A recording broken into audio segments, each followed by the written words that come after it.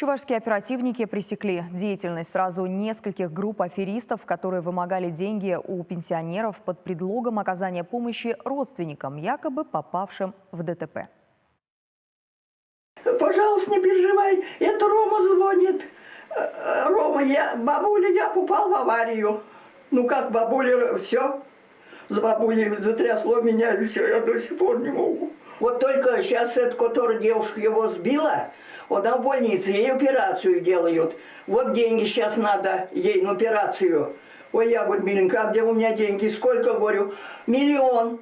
Если 1 миллион и найдете, наберете, то, значит, они закроют дело. Вот.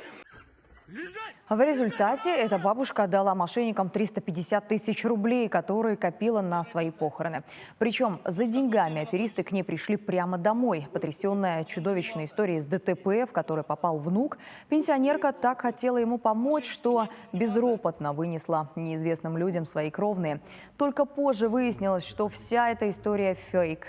И таких случаев в регионе ни один, ни два. В феврале в подразделение полиции Чебоксар люди чуть ли не каждый день писали заявления о фактах мошенничества в отношении пожилых. Зарегистрировано 15 преступлений. Общий ущерб превышает 3 миллиона рублей. В результате оперативно-розыскных мероприятий по подозрению в совершении этих преступлений полицейскими задержаны 7 граждан.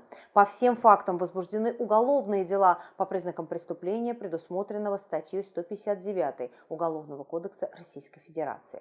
5 фигурантов заключены под стражу. 1 находится под домашним арестом. В отношении еще одного избраны меры пресечения в виде подписки о невыезде и надлежащем поведении. Предварительное расследование продолжается.